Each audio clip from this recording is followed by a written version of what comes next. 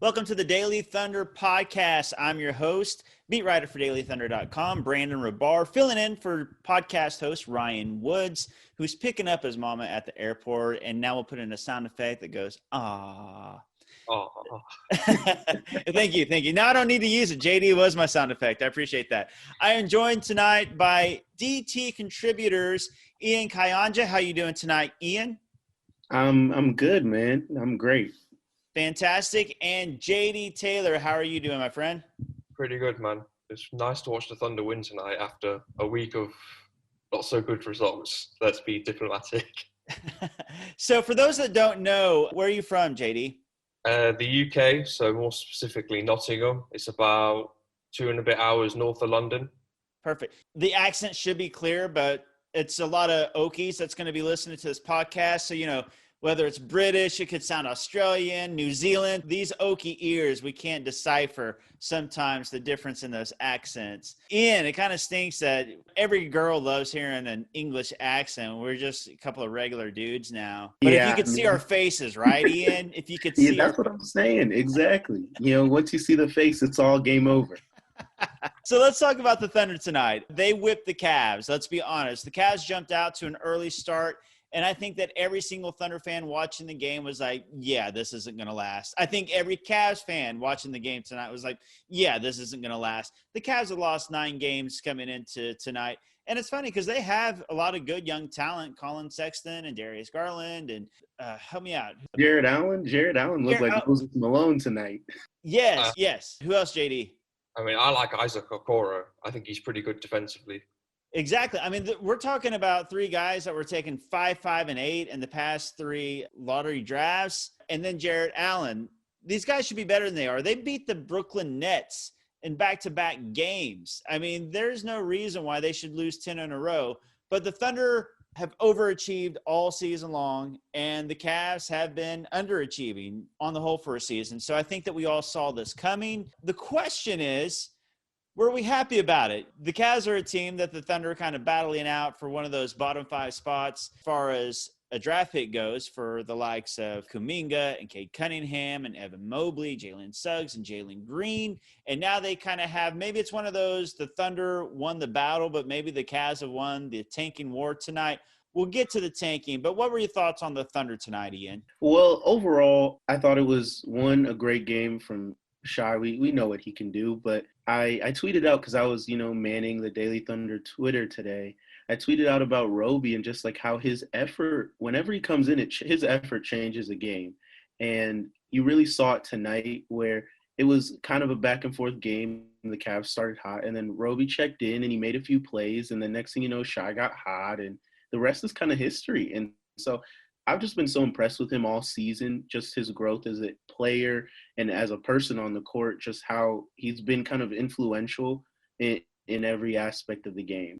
Yeah, that's a good take. As far as like all the young players go, I think everybody coming in, everybody knew SGA, Dort, Baisley. Then you're kind of excited about guys like Maladone and Poku. Hami was kind of forgotten about. He had a great night tonight. And then, like you said, Roby kind of is the one that came from out of nowhere. I mean, he was the one guy that just kind of went completely under the radar. I'm going to say Ty Jerome's going to be one of those guys, too. He's been completely under the radar. I think he's going to make a big impact the second half of the season. But Roby's been great. JD, what were your overall thoughts on the game tonight? I was not particularly impressed with how it started. But I thought when the bench unit came in, they just seemed to get the Thunder, bring the energy level up, and they cranked the intensity up, and the defense started to improve. And I have to say, Ian made a very good point about Roby, but for me, I thought it was Kenny. If you look at Kenny's impact on the game and the hustle, he just makes the right play at the right time, and that's so useful for a team to have, just to have someone who knows what they're doing on the floor. And I don't think it's any real coincidence that he finished with plus 18 for the game in terms of plus minus, and Roby was plus 18 for the game for plus minus. I think the bench unit was really big for the Thunder tonight. Yeah, the bench unit has been, to me, the biggest surprise. These guys, a lot of them were third stringers to begin the season, but injuries to George Hill, Al Horford sitting on back-to-back nights, injuries to Maladone and to SGA. These guys that were second, third stringers, a lot of them started, or they were third stringers who all of a sudden were second stringers, and they've been impressive. This bench unit was supposed to be the reason that the Thunder were going to tank so hard this season, because everybody thought, okay, SGA, Horford, Hill, Dort, that's enough talent in the first unit to be competitive most nights. But man, those young guys, that second unit, that's going to be what really tanks the team. Then all of a sudden you look at it, Hami has been a revelation this season. I mean, what he's done to turn around his game has been ridiculous. Mike Muscala every night seems to hit 3 or 4 threes. He's in double figures. Like you guys said, Roby and Kenny Hustle have come out of nowhere to be these great role players. And then Justin Jackson has stepped up. Darius Miller, when he plays, he's been good.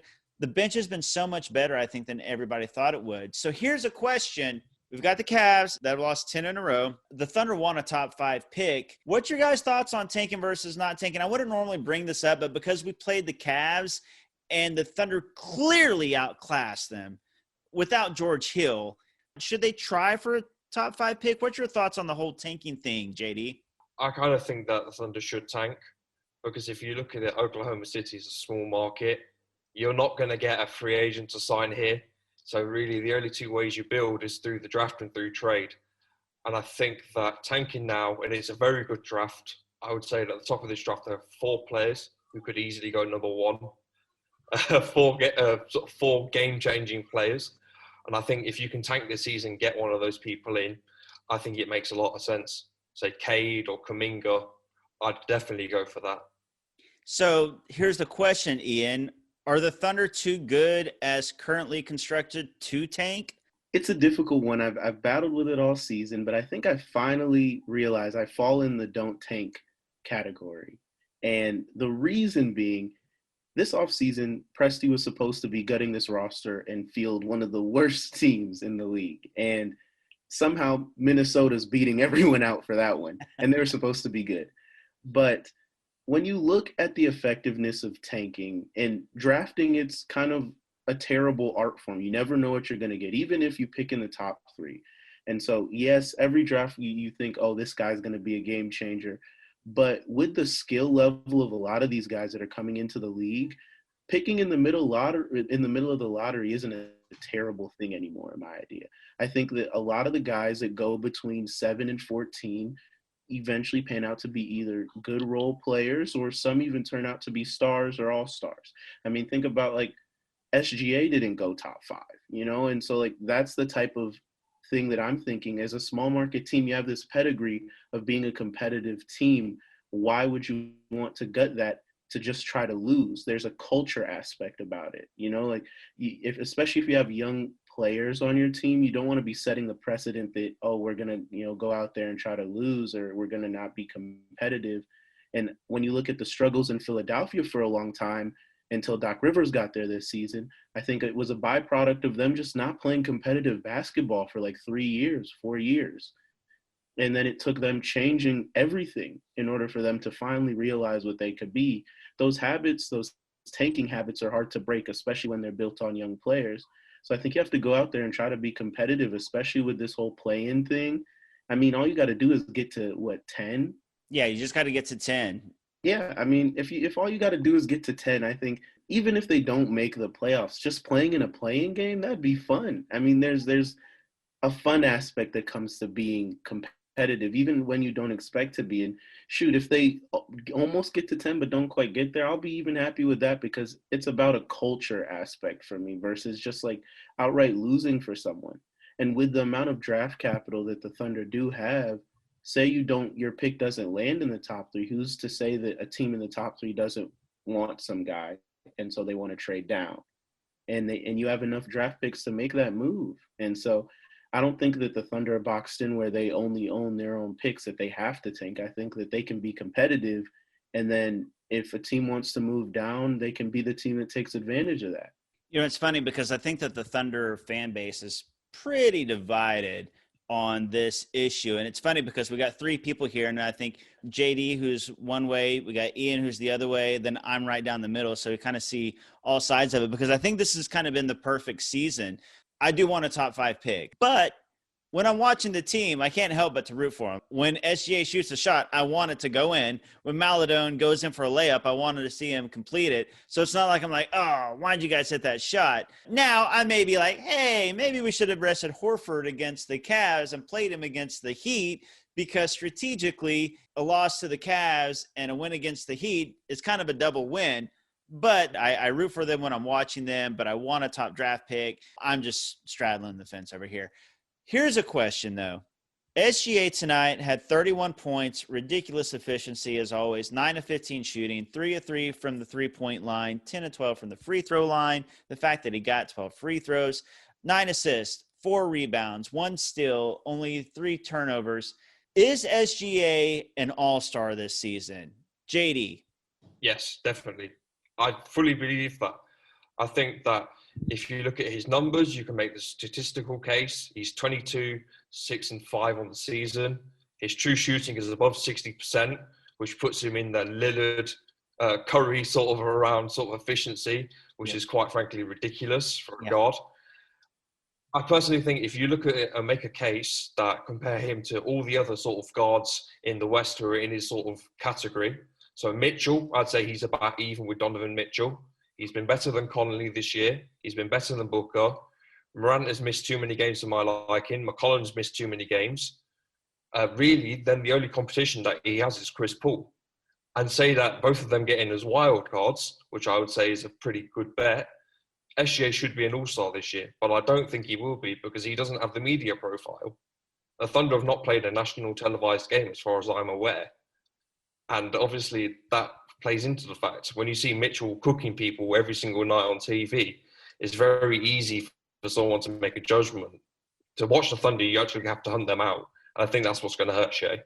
You broke it down perfectly. He's got a better statistical argument than every other guy that's going to be in the running. I think it comes down to him and Chris Paul. Chris Paul, though, has his team is higher in the standings. Obviously, he's got more help. But Shea's numbers are much better. But the campaign part from the media is funny because I just got off of the media Zoom call and I just spammed the entire media session with SGA All-Star questions because I was trying to get it out there. I was like, somebody's got to. Nobody's talking about it. So I tried to get the players and the coaches and everybody to talk about SGA as an All-Star. Ian, what do you think? Is SGA an All-Star? Should he and will he make it? You know, my biased opinion, I'd want to see SGA in the All-Star game. I mean, who doesn't? It comes down to the question of who are you going to take off that reserve list, though. And the All-Star game, it's tricky, you know. Like you can make with the All NBA, like it's easy because it's like you're picking the top 15 guys in the league, you know. But the All-Star, it's for the fans, it's for fun, and so it's like I understand why it's a popularity contest. You want, you know, the league chairman in the game. You know, you can't have an all-star game without Anthony Davis, even though he hasn't been that great this season. And so it's a bit of that same mold. And so it's like, who's going to be the guy to not be there in place of SGA? And the good thing, though, is that SGA is young. And though I believe he's an all-star, but I doubt that he'll get in. I think he has many more years, and he's only getting better. Like we talk about the efficiency. I mean, I can only imagine what it's going to be like, you know, when it's year 5, year 6, and things are really going to start to click. And, you know, the Thunder are going to be turning that corner where they're looking at contention again. That's what I think about, because the lack of nationally televised games is really the biggest part in hurting him here. Not his numbers, not anything else. It's just he, like you guys said, he hasn't had the media campaign. I agree with Ian. Shea's so young. He's going to make many all-star games, I think, at this point. I think coming into the season, Thunder fans, we thought he had it in him. This season, I think, has proven he is going to be an all-star. He's already at that level. It's just a matter of popularity and exposure, him not making it. But 22, surrounding him with better teammates, better records, better teams to come, he'll make all-star games. Now, let's talk about something else from tonight. You have the Cavs who've picked 5, 5, and 8, the last 3 lotteries. They've got a good young core. Should be an exciting young core. If you're a Cavs fan, despite their record and despite losing 10 games in a row, I think you should be excited. Here's the question, though. The Thunder haven't picked in the lottery since 2015 when they selected Cameron Payne. They haven't selected in the top 10 since James Harden in 2009.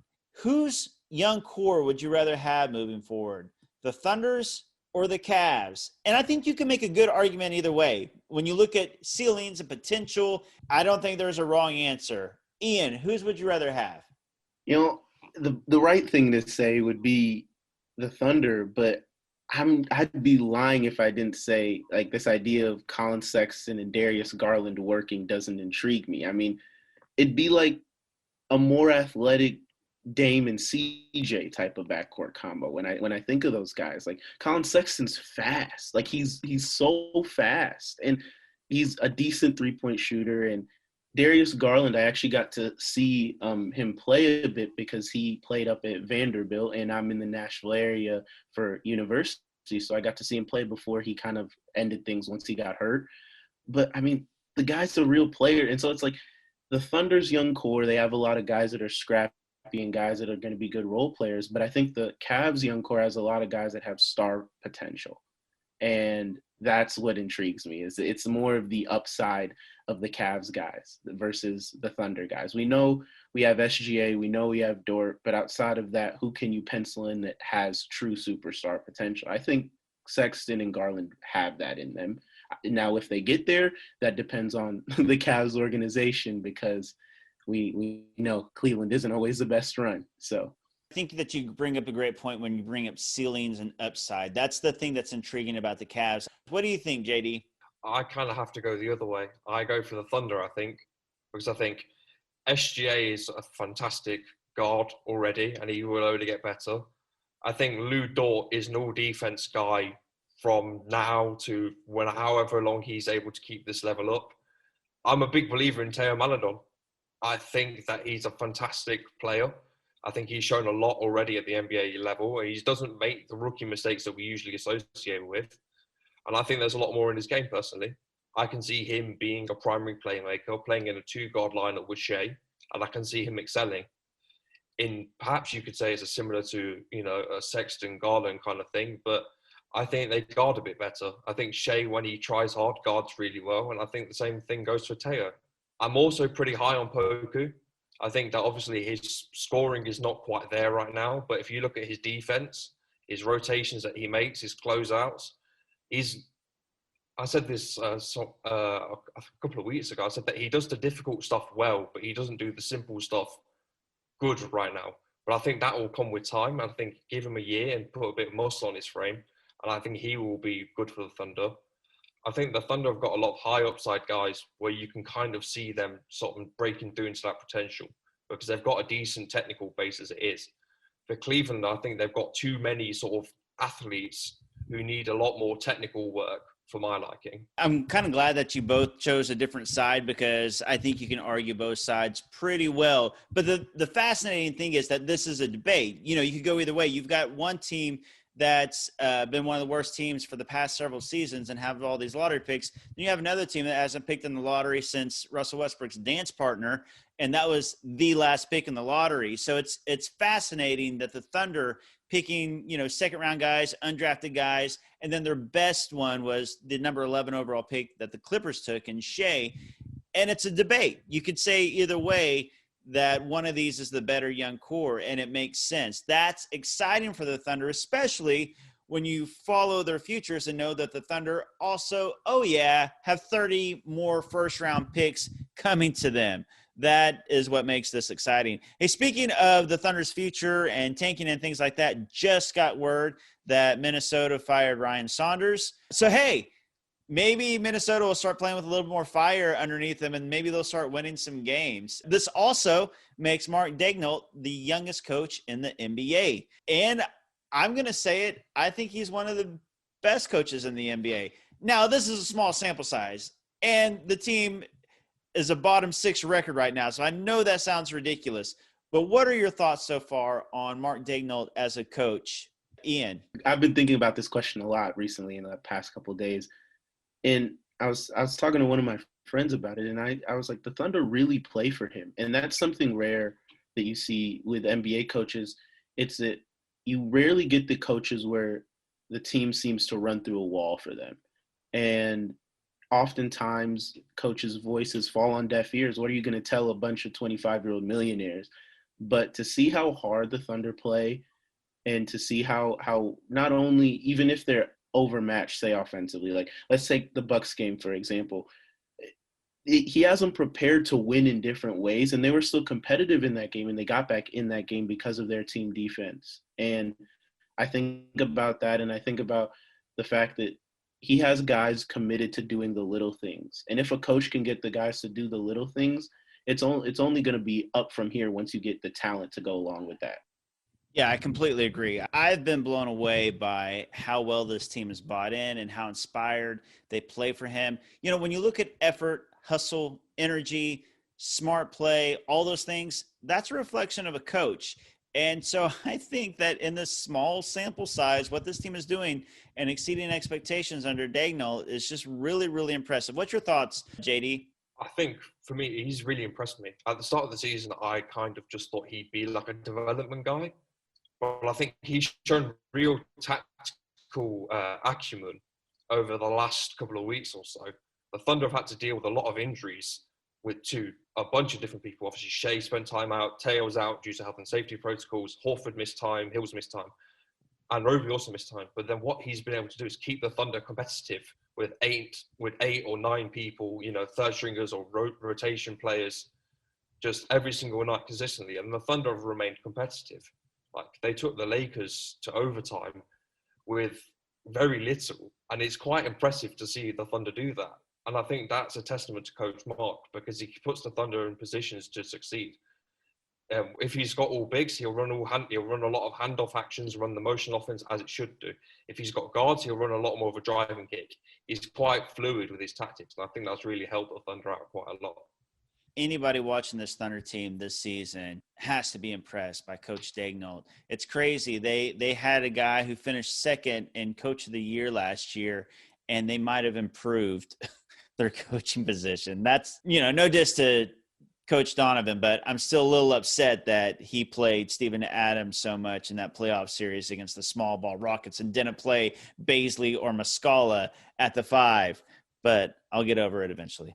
So, last thoughts before I let you guys go for the night. The Thunder play the Heat on Monday night. It's a back-to-back game. More than likely, Al Horford sits. The Heat have been up and down. They've been an inconsistent team this season. Obviously, when they have it all together, they won the Eastern Conference last year and went to the finals. What's your predictions on Thunder Heat tomorrow night, Ian? I think the Heat are finding their groove. The team's completely different when Jimmy Butler plays, and so we kind of forget that he missed a lot of time to start the year. So I think the Heat are probably going to beat the Thunder, especially if Al Horford doesn't play, because Horford's a big part of what the Thunder do offensively.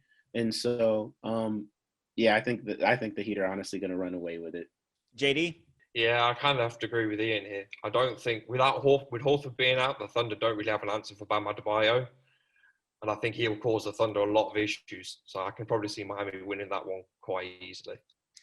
Yeah, the Thunder's biggest weakness is probably rim protection anyways, just size down low. And it's so noticeable when Al Horford's out because he's really the only guy. As much as we all like Roby and Muscala, they're not exactly beefy dudes to put down low and bang around with guys like Bam. So, yeah, I think advantage Heat tomorrow night. But it's one of those win-win games because the Thunder own the Heat's draft pick. If the Heat beat the Thunder, hey, better draft pick for the Thunder. If the Thunder beat the Heat, hey, better draft pick for the Thunder. So win-win tomorrow night.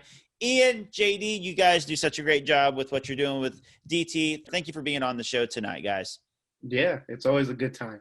It's always a pleasure, mate. Thank you. And thank you so much for listening to the Daily Thunder podcast.